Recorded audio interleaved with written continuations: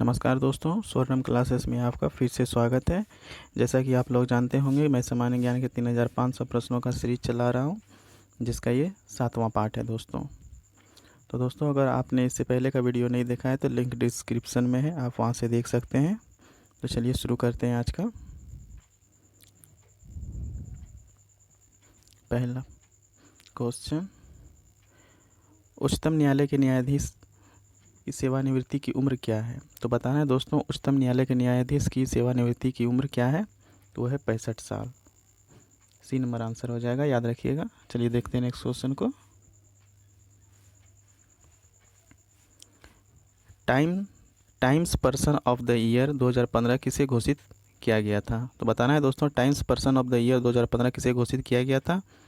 वो किया गया था व्लादिमीर पुतिन को। बी नंबर आंसर हो जाएगा, याद रखिएगा। तो ये दोस्तों, ये टाइम्स क्या है? टाइम्स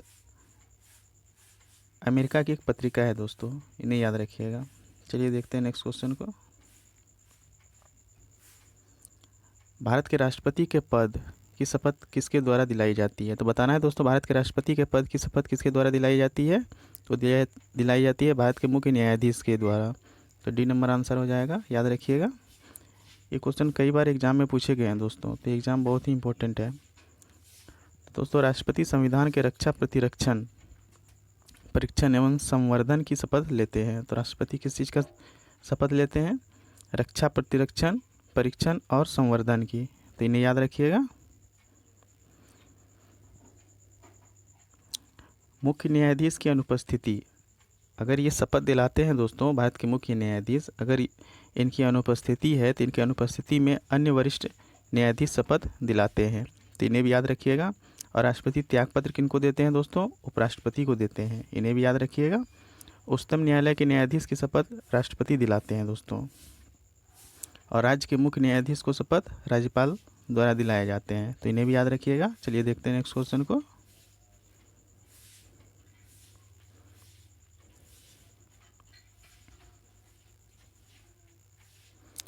सबसे पहले पहिए किससे बने थे? तो बताना है दोस्तों कि सबसे पहले पहिए का जो निर्माण हुआ था वो किससे हुआ था? तो वो लकड़ी से हुआ था। सी नंबर आंसर हो जाएगा। तो याद रखिएगा दोस्तों, सबसे पहले पहिया या चक्का का आविष्कार नवपाषाण काल में हुआ था, इन्हें भी याद रखिएगा। चलिए देखते हैं नेक्स्ट क्वेश्चन को। निम्नलिखित में से किससे ग्रीन हाउस प्रभाव बढ़ता है? तो बताना है दोस्तों, किससे ग्रीन हाउस प्रभाव बढ़ता है? तो कार्बन डाइऑक्साइड से बढ़ता है। तो बी नंबर आंसर हो जाएगा, याद रखिएगा। चलिए देखते हैं नेक्स्ट क्वेश्चन को। निम्नलिखित में से कौन सी प्रक्रिया कार्बन डाइऑक्साइड वातावरण को घटाती है? तो बताना है दोस्तों कि कौन सी प्रक्रिया जो है कार्बन डाइऑक्साइड वातावरण से घटाती है। तो यह है प्रकाश संश्लेषण, फोटोसिंथेसिस। तो ये नंबर आंसर होगा, याद रखिएगा। चलिए देखते हैं नेक्स्ट क्वेश्चन को। भीमबेटका की गुफाएं कितने साल पुरानी मानी जाती है? तो बताना है दोस्तों, ये जो भीमबेटका है इसकी गुफाएं कितने साल पुरानी है? तो 30,000 साल पुरानी है। तो सी नंबर याद रखिएगा। तो भीमबेटका मध्य प्रदेश के रायसेन ज़िले में है दोस्तों। ये जो भीमबेटका की गुफा है ये रायसेन ज़िले में पड़ता है, मध्य प्रदेश का। तो भीमबेटका और होशंगाबाद के आदमगढ़ से शैल चित्रकारी मिली है दोस्तों। यहाँ के चित्र मुख्यतः शिकार करते हुए संबंधित है। और ये जो गुफा है दोस्तों, इसका डायमेंशन जो है 40 मीटर इंटू 15 मीटर है, इन्हें भी याद रखिएगा। भीमबेटका और आदमगढ़ पूरा पाषाणकालीन स्थल है दोस्तों, इन्हें भी याद रखिएगा। चलिए देखते हैं नेक्स्ट क्वेश्चन को। मालविका अग्निमित्रम किसने लिखा था? तो बताना है दोस्तों, ये मालविका अग्निमित्रम किसने लिखा है? तो ये लिखा है कालिदास ने। डी नंबर आंसर हो जाएगा, याद रखिएगा। तो ये मालविका एवं शुंग शासक अग्निमित्र के प्रेम प्रसंग पर आधारित नाटक है दोस्तों, इन्हें भी याद रखिएगा। अभिज्ञान शकुंतलम कालिदास का महानतम नाटक है दोस्तों। और कालिदास ऋतु संहार, मेघदूत, रघुवंश आदि पुस्तक भी लिखे हैं, तो इन्हें भी याद रखिएगा। ये चंद्रगुप्त के नवरत्न में शामिल थे दोस्तों। कालिदास भारत में संस्कृत के सबसे बड़े विद्वान रहे हैं, तो इन्हें याद रखिएगा। चलिए देखते हैं नेक्स्ट क्वेश्चन को। कौन सी नदी कर्नाटक और तमिलनाडु में बहती है? तो बताना है दोस्तों कौन सी नदी कर्नाटक और तमिलनाडु में बहती है, तो वो है कावेरी नदी। सी नंबर आंसर हो जाएगा, याद रखिएगा। चलिए देखते हैं नेक्स्ट क्वेश्चन को। किस व्यक्ति ने ओलंपिक खेलों में सर्वाधिक स्वर्ण पदक जीते हैं? तो बताना है दोस्तों किस व्यक्ति ने ओलंपिक खेलों में सर्वाधिक पदक जीते हैं, तो वो है Michael Phelps. B number answer हो जाएगा, याद रखिएगा। चलिए देखते हैं नेक्स्ट क्वेश्चन को। भारत के मुख्य चुनाव आयुक्त कौन है? तो बताना है दोस्तों भारत के मुख्य चुनाव आयुक्त कौन है, तो doctor Naseem Zaidi. B number answer हो जाएगा। चलिए देखते हैं नेक्स्ट क्वेश्चन को। जीका वायरस किसके द्वारा मनुष्य में संचारित होता है? तो बताना है दोस्तों ये जो जीका वायरस है किसके द्वारा मनुष्य में संचारित होता है, तो ये है मच्छर। तो बी नंबर आंसर हो जाएगा, याद रखिएगा। जो जीका वायरस है दोस्तों ये क्यूलेक्स मच्छर को काटने से होता है, इन्हें भी याद रखिएगा। जीका वायरस गर्भावस्था में बच्चे को संक्रमित कर सकता है और ये सबसे ज़्यादा जो है दोस्तों मस्तिष्क को प्रभावित करता है, तो इन्हें भी याद रखिएगा। चलिए देखते हैं नेक्स्ट क्वेश्चन को। ग्राफीन क्या है? तो बताना है दोस्तों ग्राफीन क्या है, तो ये कार्बन का एक अपरूप है, तो इन्हें याद रखिएगा। ए नंबर आंसर होगा। ग्रेफाइट विद्युत का सुचालक होता है दोस्तों, इसका अपेक्षित घनत्व 2.2 होता है। परमाणु भट्टी में इलेक्ट्रोड के रूप में कार्बन आर्क बनाने आदि में ग्रेफाइट का प्रयोग होता है, इन्हें भी याद रखिएगा। और हीरा में जो होता है दोस्तों कार्बन sp3 तथा ग्रेफाइट में कार्बन sp2 प्रसंस्कृत रहता है, इन्हें भी याद रखिएगा। और हीरा जो चमकता है दोस्तों वो पूर्ण आंतरिक परावर्तन के कारण चमकता है। तो कभी कभी एग्जाम में पूछे भी जाते थे कि हीरा कैसे चमकता है, तो वो पूर्ण आंतरिक परावर्तन के कारण चमकता है, तो इन्हें याद रखिएगा। चलिए देखते हैं नेक्स्ट क्वेश्चन को। न्यूरोलॉजिकल जन्मगत विकारों के कारण रूप में ज्ञात जीका वायरस किसके द्वारा फैलता है? तो बताना है दोस्तों न्यूरोलॉजिकल जन्मगत विकारों के कारण रूप में ज्ञात जीका वायरस किसके द्वारा फैलता है, तो मच्छर के काटने से फैलता है, तो बी नंबर आंसर हो जाएगा, याद रखिएगा। ये जीका वायरस जो है दोस्तों ये सबसे पहले बंदर में देखा गया था और ये 1947 युगांडा के जंगल में एक बंदर को सर्वप्रथम पाया गया था। और स्वाइन फ्लू भी जो है दोस्तों ये वायरस जनित ही रोग है और डेंगू भी मच्छर के काटने से ही फैलता है। और डेंगू जो दोस्तों वो कहाँ रहता है, वो स्वच्छ जल में रहते हैं, तो इन्हें याद रखिएगा। चलिए देखते हैं नेक्स्ट क्वेश्चन को। DRDO द्वारा विकसित आकाश है, तो बताना है दोस्तों ये आकाश क्या है, तो ये सतह से हवा में मार करने वाली मिसाइल प्रणाली है, तो इन्हें याद रखिएगा। ए नंबर आंसर हो जाएगा। चलिए देखते हैं नेक्स्ट क्वेश्चन को। सूर्य के अध्ययन के लिए इसरो द्वारा 2019-20 में प्रक्षेपित किए गए जाने वाले अंतरिक्ष यान का नाम क्या है?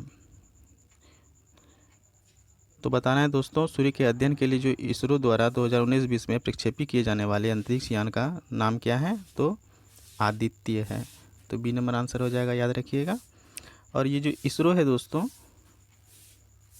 इसका स्थापना 15 अगस्त 1969 ईस्वी में किया गया था, तो ये भी इम्पोर्टेंट है, याद रखिएगा। चलिए देखते हैं नेक्स्ट क्वेश्चन को। स्वतंत्रता पूर्व भारत में भारतीय राष्ट्रीय कांग्रेस की पहली महिला अध्यक्ष कौन थी? तो बताना है दोस्तों स्वतंत्रता से पहले भारतीय राष्ट्रीय कांग्रेस की पहली महिला अध्यक्ष कौन थी, तो ये थी एनी बेसेंट। सी नंबर, ये एग्जाम में कई बार पूछे गए हैं दोस्तों, तो ये वेरी वेरी इंपॉर्टेंट क्वेश्चन है। और मैं ये जितने भी क्वेश्चन करा रहा हूँ दोस्तों ये सभी प्रीवियस ईयर क्वेश्चन में पूछे गए हैं, तो आप हमारे साथ बने रहें। देखते हैं एनी बेसेंट आयरलैंड की महिला थी दोस्तों। ये एनी बेसेंट कहाँ की थी, तो ये आयरलैंड की महिला थी।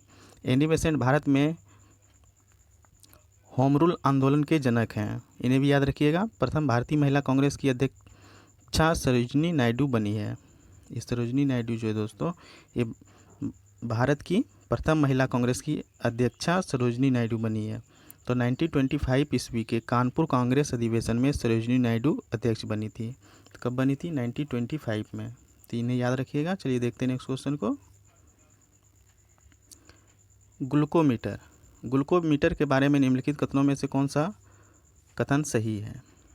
तो बताना है दोस्तों यह एक चिकित्सक उपकरण है, ए नंबर आंसर हो जाएगा, याद रखिएगा। तो उसी प्रकार दोस्तों क्रोनोमीटर से जलयानों में समय मापा जाता है, डायनोमीटर द्वारा इंजन द्वारा उत्पन्न की गई शक्ति को मापा जाता है, और फायदोमीटर से समुद्र की गहराई मापा जाता है, और ग्रेविमीटर से पानी की सतह पर तेल की उपस्थिति का पता लगाया जाता है, और स्क्रू गेज से बारीक तारों के व्यास को मापा जाता है, और माइनोमीटर से गैस का दाब ज्ञात किया जाता है। तो इन सभी को भी याद रखिएगा, ये भी इम्पोर्टेंट है दोस्तों। चलिए देखते हैं नेक्स्ट क्वेश्चन को। 2015 में संसद में पेश किया गया जीएसटी विधेयक है, तो वो 2015 में जो जीएसटी पेश किया गया था दोस्तों, वो क्या था? एक संविधान संशोधन विधेयक था। तो सी नंबर आंसर हो जाएगा, याद रखिएगा। चलिए देखते हैं नेक्स्ट क्वेश्चन को। विश्व तंबाकू निषेध दिवस कब मनाया जाता है? तो बताना है दोस्तों, विश्व तंबाकू दिवस कब मनाया जाता है? तंबाकू निषेध दिवस, तो ये 31 मई को मनाया जाता है। No tobacco.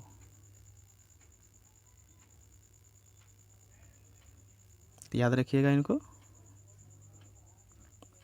उसी प्रकार दोस्तों विश्व श्रमिक दिवस जो है 1 मई को मनाया जाता है। विश्व प्रेस स्वतंत्रता दिवस 3 मई को मनाया जाता है। विश्व रेड क्रॉस दिवस 8 मई को मनाया जाता है। विश्व संग्रहालय दिवस 18 मई को मनाया जाता है, और विश्व परिवार दिवस 15 मई को मनाया जाता है। इन सभी को भी याद रखिएगा दोस्तों। विश्व आतंकवाद निरोधी दिवस 21 मई को मनाया जाता है। विश्व दूरसंचार दिवस 17 मई को मनाया जाता है। जैविक विविधता दिवस 22 मई को मनाया जाता है। तो ये सभी इंपॉर्टेंट है दोस्तों, इन्हें भी याद रखिएगा। चलिए देखते हैं नेक्स्ट क्वेश्चन को। विश्व पर्यावरण दिवस डैश को मनाया जाता है? तो बताना है दोस्तों, विश्व पर्यावरण दिवस कब मनाया जाता है? तो वो मनाया जाता है 5 जून को। तो इन्हें याद रखिएगा, सी नंबर आंसर हो जाएगा। चलिए देखते हैं नेक्स्ट क्वेश्चन को। मध्य प्रदेश में स्थित वैश्विक विरासत स्थल भीमबेटका डैश के लिए प्रसिद्ध है? तो बताना है दोस्तों, ये जो भीमबेटका है ये कई बार रिपीट हुए हैं दोस्तों क्वेश्चन, तो इन्हें याद रखिएगा। तो ये पसान आश्रय रॉक शेल्टर के लिए प्रसिद्ध है। तो सी नंबर आंसर हो जाएगा, याद रखिएगा। चलिए देखते हैं नेक्स्ट क्वेश्चन को। मंगल ऑर्बिटर मिशन मंगलयान को किस वर्ष में प्रक्षेपित किया गया था? तो बताना है दोस्तों, जो मंगलयान है उसको किस वर्ष में प्रक्षेपित किया गया था? तो ये 2013 में प्रक्षेपित किया गया था। बी नंबर आंसर हो जाएगा। और ये मंगलयान जो है दोस्तों प्रथम अभियान में ही सफलता प्राप्त किया, ऐसा करने वाले प्रथम देश भारत बना है दोस्तों, तो इन्हें याद रखिएगा। और ये जो भारत है दोस्तों, इन्होंने सबसे पहला उपग्रह 1975 में छोड़ा था, तो याद रखिएगा। चलिए देखते हैं नेक्स्ट क्वेश्चन को। निम्नलिखित में से कौन सी एक गैस रंगहीन एवं गंधहीन नहीं है? तो बताना है दोस्तों कि कौन सी गैस रंगहीन एवं गंधहीन नहीं है, तो वो है क्लोरीन। बी नंबर आंसर हो जाएगा, याद रखिएगा। एक क्लोरीन का उपयोग जो है दोस्तों HCl के निर्माण में, मस्टर्ड गैस बनाने में किया जाता है, ब्लीचिंग पाउडर बनाने में भी प्रयोग होता है दोस्तों, कपड़ों एवं कागज़ को विरंजित करने में क्लोरीन का प्रयोग किया जाता है, इन्हें भी याद रखिएगा। और ये जो हाइड्रोजन होती है दोस्तों, ये सबसे हल्की गैस होती है, इन्हें भी याद रखिएगा। और नाइट्रोजन जो है दोस्तों वायुमंडल में 78% है। तो चलिए देखते हैं नेक्स्ट क्वेश्चन को। जब मानव शरीर का तापमान सामान्य शारीरिक तापमान से लगभग 2 से 3.5 फ़ारेनहाइट कम हो जाता है, तो इस स्थिति को कैसे जाना जाता है? तो बताइए दोस्तों, जब मानव शरीर में तापमान जो है 2 से 3.5 फ़ारेनहाइट कम हो जाता है, तो इस स्थिति को किस प्रकार जाना जाता है? तो उस स्थिति को हाइपोथर्मिया कहा जाता है। तो बी नंबर आंसर हो जाएगा, याद रखिएगा। ये कम होने वाले को हाइपोथर्मिया कहते हैं दोस्तों, और जब तापमान बढ़ जाती है तो वो हाइपरथर्मिया कहलाती है, तो इन्हें भी याद रखिएगा। मानव शरीर का तापमान जो होता है दोस्तों, सामान्य तापमान 98.6 फ़ारेनहाइट होता है। अगर 98.6 फ़ारेनहाइट से अधिक हो गया तो समझ लीजिए कि वो बुखार कहलाता है। तो चलिए देखते हैं नेक्स्ट क्वेश्चन को। डिबगिंग कौन सी प्रक्रिया है? तो बताना है दोस्तों, डिबगिंग कौन सी प्रक्रिया है?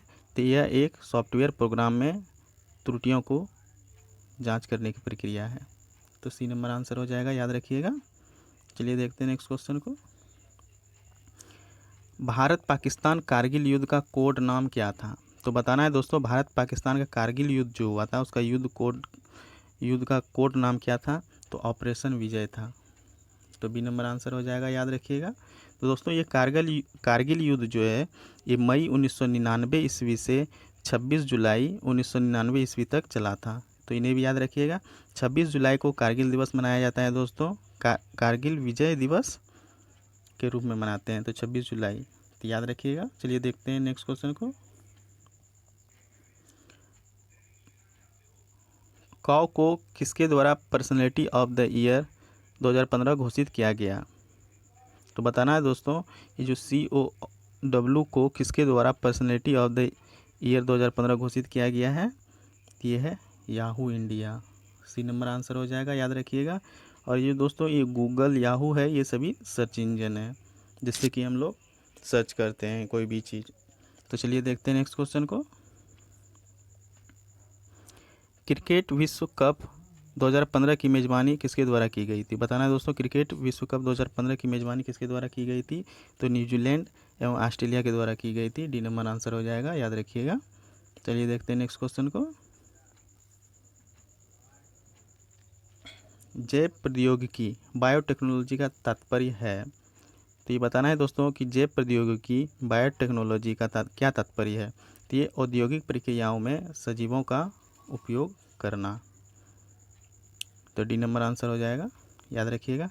ये बायोटेक्नोलॉजी आज का महत्वपूर्ण क्षेत्र है दोस्तों, जिसमें बायोडीजल गैस, वर्मी कल्चर आदि आते हैं। और बायोमेडिसिन से उपचार किया जाता है दोस्तों। वर्मी कल्चर के द्वारा खेतों की उर्वरता शक्ति में काफ़ी वृद्धि होती है। और केचुआ को किसानों का मित्र भी कहा जाता है दोस्तों। तो इन्हें भी याद रखिएगा। चलिए देखते हैं। तो दोस्तों आज के लिए बस इतना ही था। तो मैं इससे नेक्स्ट क्वेश्चन अगला वीडियो में लाऊंगा। तो बताना है दोस्तों आज का सेशन आपको कैसा लगा। अगर अच्छा लगा तो प्लीज़ लाइक, कमेंट और शेयर कीजिएगा और मेरे चैनल को सब्सक्राइब भी कीजिएगा दोस्तों। तो आज के लिए बस इतना ही। धन्यवाद।